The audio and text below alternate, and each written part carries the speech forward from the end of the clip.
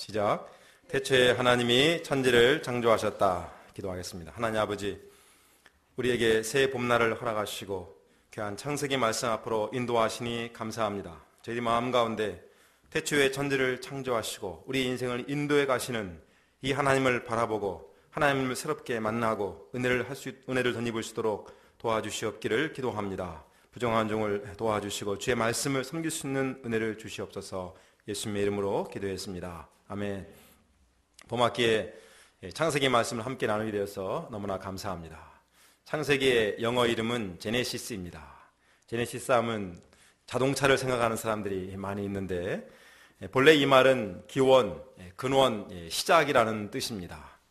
이름 그대로 창세기는 시작의 책이라고 할 수 있습니다.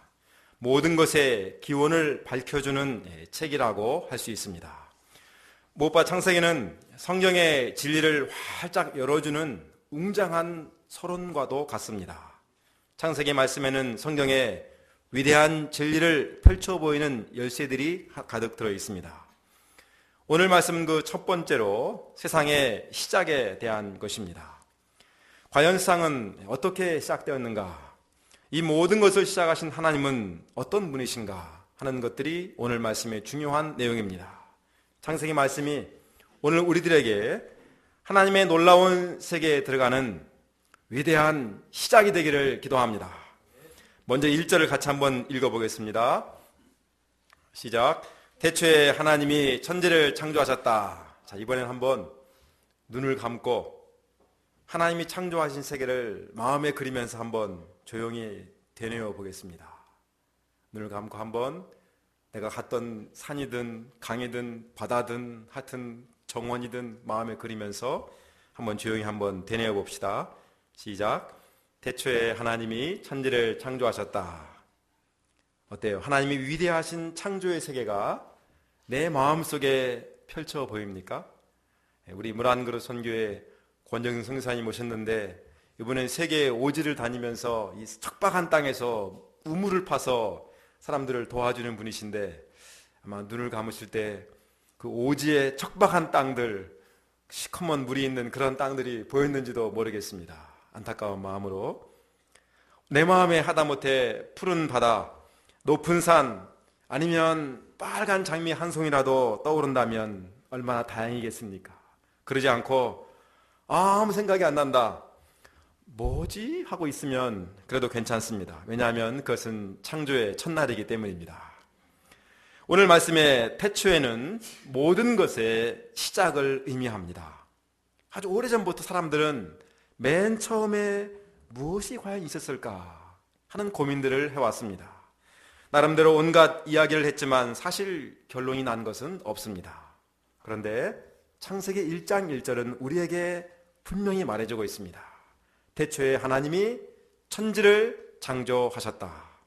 성경은 세상이 언제 어떻게 시작되었는가 하는 것을 아주 분명하게 말하고 있습니다. 세상은 태초에 하나님께서 창조하심으로 시작되었습니다. 우연히 어느 날 빵 터짐으로 시작된 것이 아니라 하나님이 창조하심으로 시작되었습니다. 그런 점에서 태초에는 하나의 in the beginning, 시작점이라고 할 수 있습니다. 그런데 이런 시작이 있다는 것은 또 끝이 있다는 것을 의미합니다. 내가 영화를 보러 갔는데 늦어가지고 중간에 들어갔어요. 그러면 도대체 저 인간들이 왜 저렇게 싸우는지, 왜 저렇게 쫓아가는지 사실 잘 이해가 안 됩니다. 또 영화를 보다가 중간에 갑자기 전화가 나와가지고 결국 결론을 못 봤어요. 그러면 어떤 마음이 들겠습니까? 도대체 그 주인공이 살았을까 죽었을까 어떻게 됐을까 궁금하겠지요. 영화는 그래도 나중에 다시 보면 됩니다. 안 되면 물어볼 수도 있죠. 또 뭐 몰라도 그게 크게 내 인생에 심각한 문제가 안 됩니다. 그러나 나 자신의 삶은 그렇지 않습니다. 도대체 내가 살고 있는 이 세상이 어떻게 시작되었고 또 어떻게 끝났는지를 우리는 알고 싶어하고 사실 알아야 합니다. 나 자신이 어떻게 시작되었고 어떻게 끝났는지를 아는가 모르는가는 우리 인생의 아주 중요한 문제입니다. 그런데 하나님은 이 모든 것을 시작하신 분이십니다. 하나님이 창조하심으로 세상이 시작되었고 모든 것이 시작되었습니다. 이 모든 것이 하나님에게서 왔고 또 하나님에게로 돌아갑니다. 하나님은 모든 것을 시작하신 분이시고 또 끝내실 분이십니다.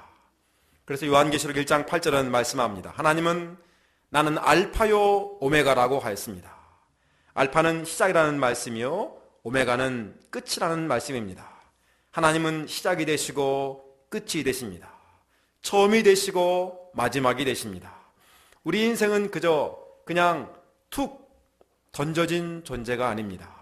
그냥 바람처럼 왔다가 바람처럼 떠나가는 어느 유행과 가사처럼 허무한 인생이 아닙니다.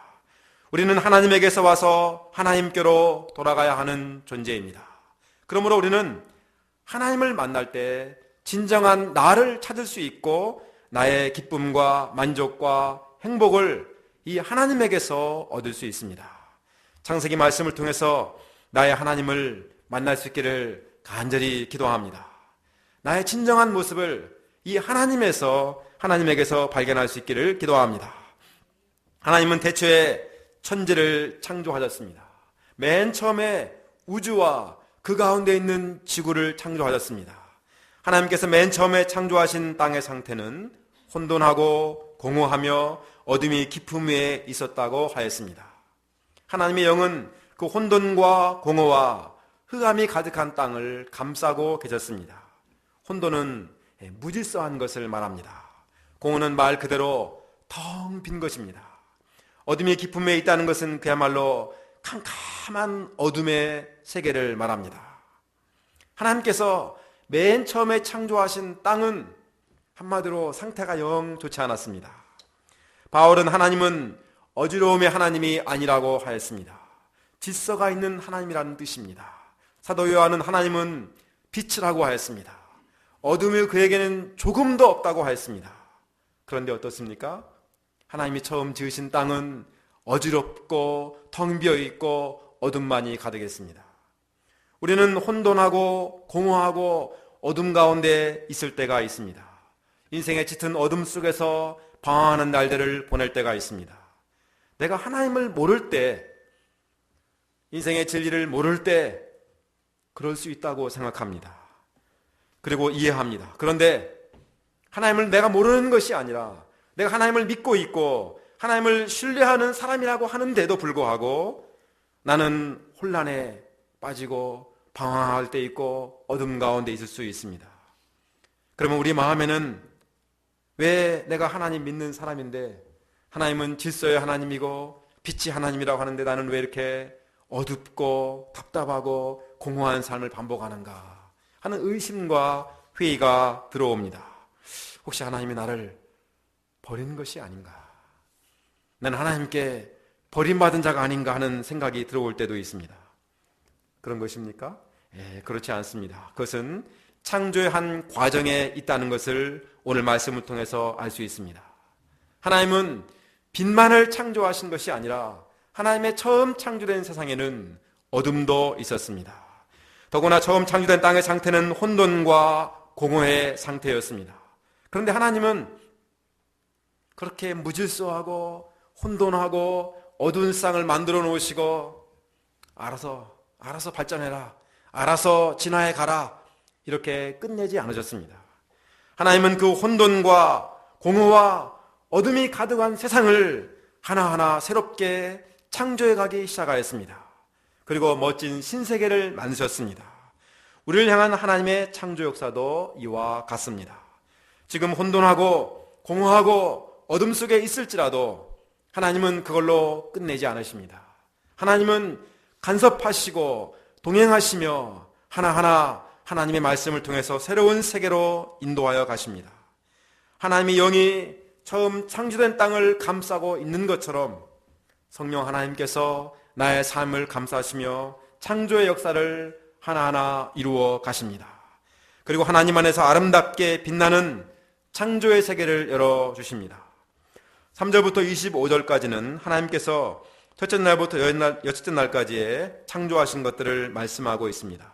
첫째 날 하나님은 혼돈과 공허와 어둠이 가득한 세상을 향해서 말씀하였습니다. 빛이 있으라. 그러자 빛이 생겼습니다. 하나님은 그 빛을 낮이라고 하시고 어둠을 밤이라고 하셨습니다. 둘째 날 하나님은 물 가운데 창공이 생기게 하심으로 물과 물을 나누셨습니다. 하늘 아래에 있는 물을 한 곳으로 모으셔서 드러난 물을 땅이라고 하시고 모인 물을 바다라고 하셨습니다. 그리고 땅은 푸른 우물 돋아나게 하라고 하심으로 씨를 맺는 식물과 씨 있는 열매를 맺는 모든 나무를 그 종류대로 땅 위에서 돋아나게 하셨습니다. 이렇게 하나님은 첫째 날부터 셋째 날까지는 이 혼돈한 세상을 바로 잡아 가셨습니다. 또 창조의 주인공들을 하나하나 맞이할 준비를 해 놓으셨습니다. 넷째 날 하나님은 하늘 창공에 빛나는 것들을 만드셨습니다. 개정 개역 성경에는 발광체라는 표현을 썼습니다. 큰 발광체로 낮을 다스리게 하시고 작은 발광체로 밤을 다스리게 하셨습니다. 다째 날 하나님은 창공을 하는 새들을 만드시고 커다란 바다 짐승과 물에서 번성하는 움직이는 모든 생물을 만드셨습니다. 하나님은 특별히 이들에게 복을 베푸셔서 생육하고 번성하도록 하셨습니다. 여섯째 날 하나님은 집짐승과 기어다니는 것과 들짐승을 그 종류대로 만드셨습니다.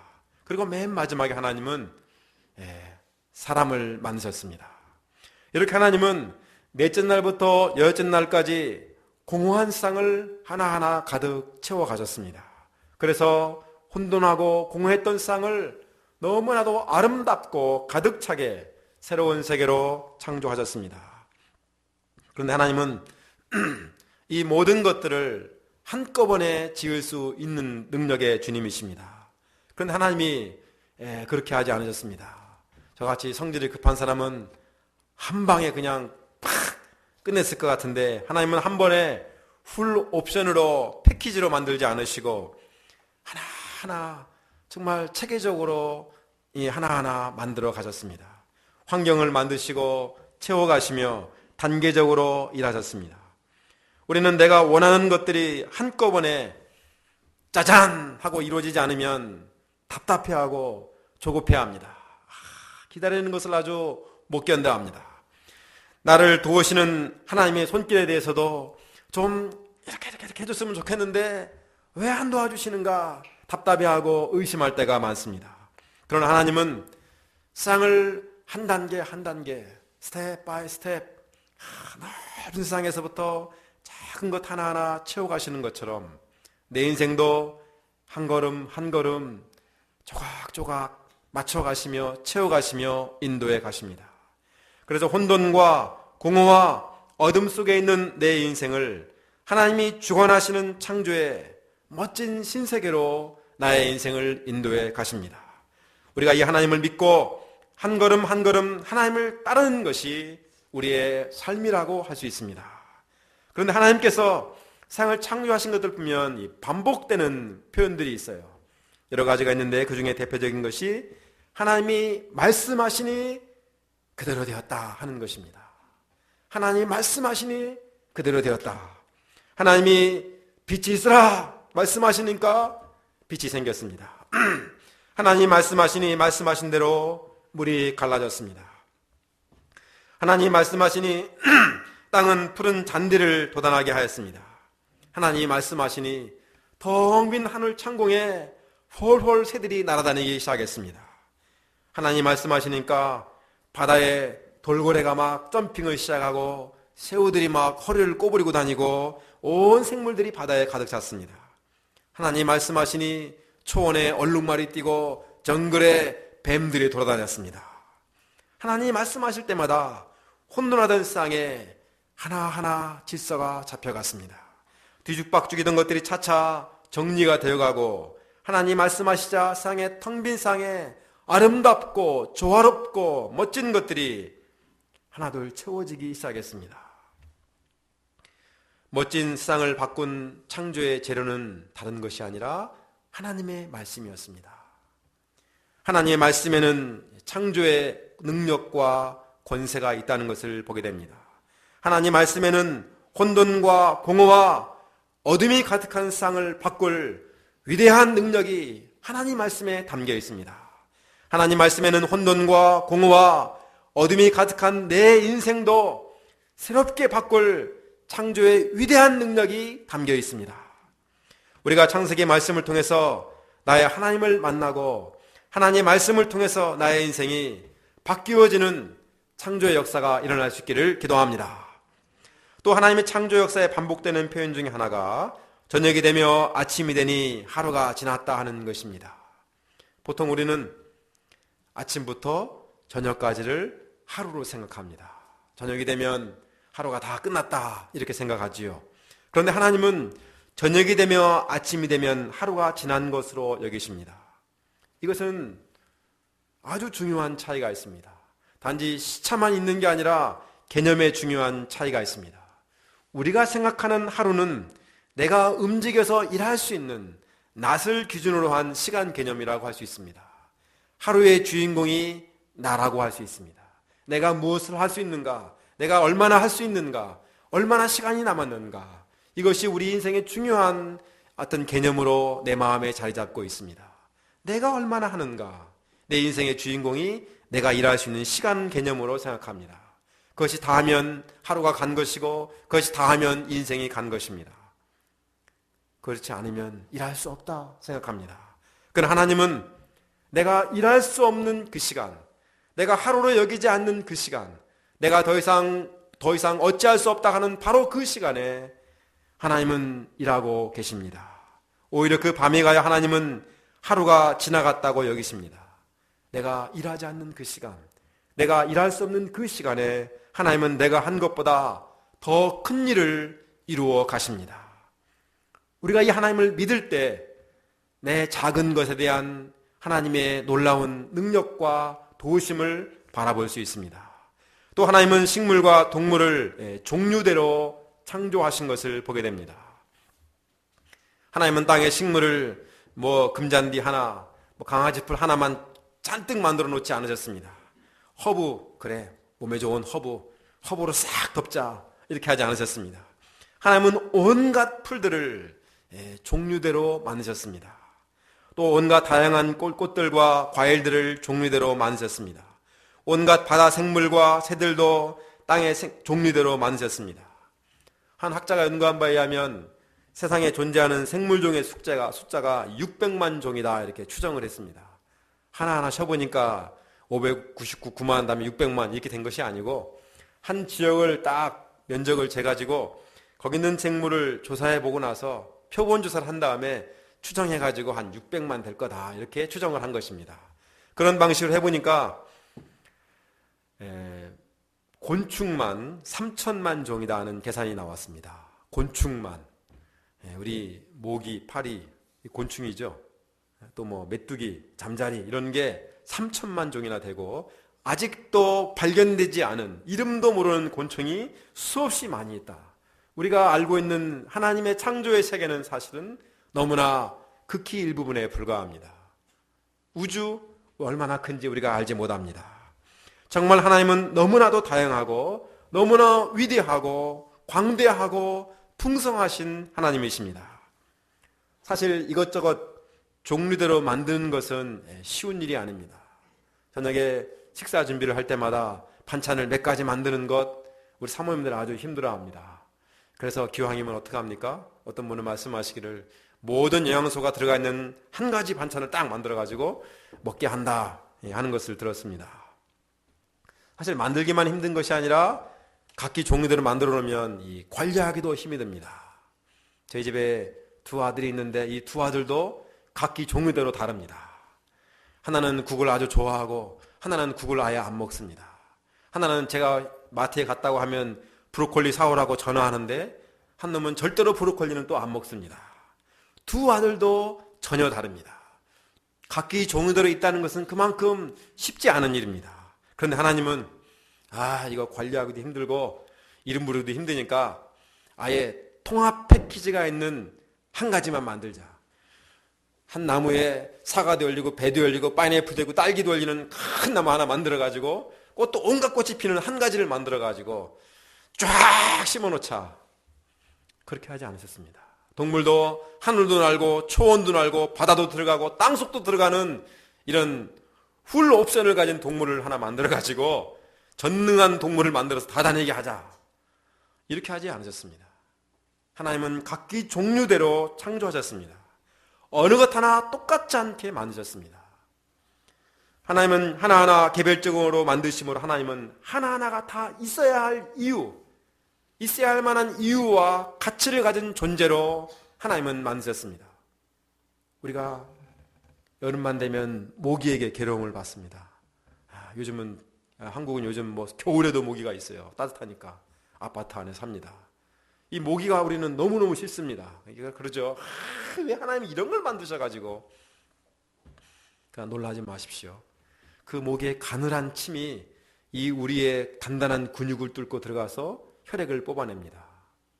거기에서 혈액 응고를 방지하는 약품을 개발하고 그 모기를 통해서 엄청난 많은 것을 또 찾아냅니다.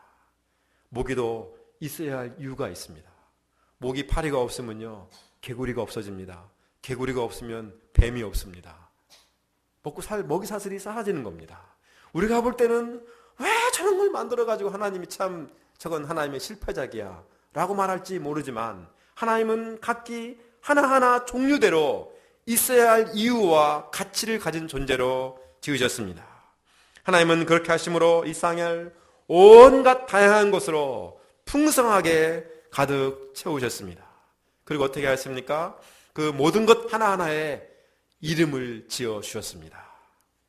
이름을 지어준다는 것은 바로 그것의 주인이라는 뜻입니다.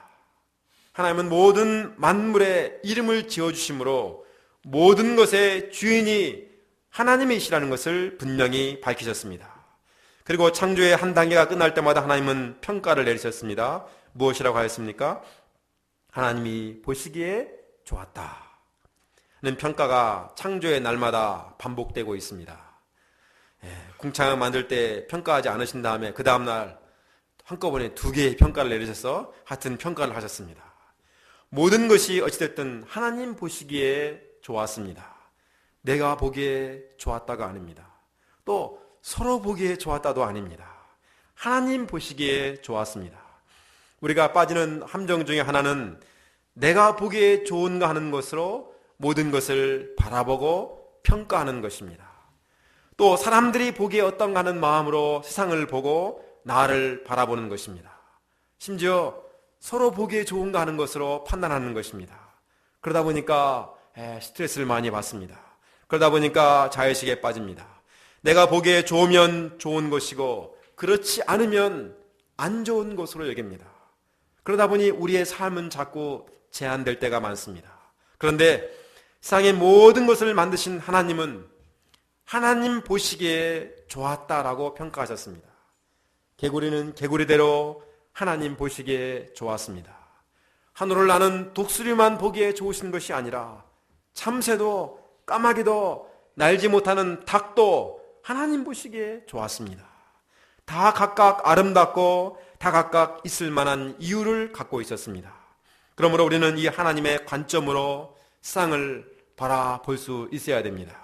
무엇봐도 세상의 모든 것은 하나님 보시기에 좋을 정도로 충분히 아름답고 귀하고 가치 있게 창조되었습니다. 세상의 모든 것들은 하나님의 창조의 걸작품입니다. 하나님 모든 것을 보시기에 좋게 지으신 선하신 하나님이십니다. 무엇봐도 하나님이 보시기에 좋은 것들로 창조하신 이 하나님은 전능하신 창조주 하나님이십니다. 이 하나님이 바로 나의 하나님이요 우리의 하나님이십니다. 나를 만드신 하나님이시요 오늘 나와 함께 하시는 전능하신 하나님이십니다. 우리가 이 하나님을 나의 하나님으로 영접할 때, 하나님을 나의 하나님으로 고백할 때 우리는 진정한 나의 자리를 찾을 수가 있습니다.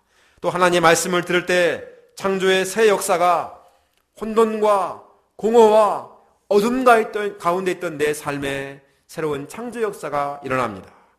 우리가 이 하나님을 나의 하나님으로 만날 수 있기를 간절히 기도합니다.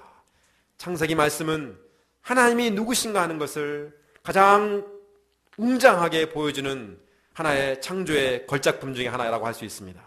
우리가 창세기 말씀을 공부하는 가운데 혼돈과 공허와 흑암이 가득한 우리의 삶 가운데서 빛과 생명과 창조의 걸작품으로 넘쳐나는 멋진 신세계로 바뀔 수 있기를 간절히 소원하고 기도합니다.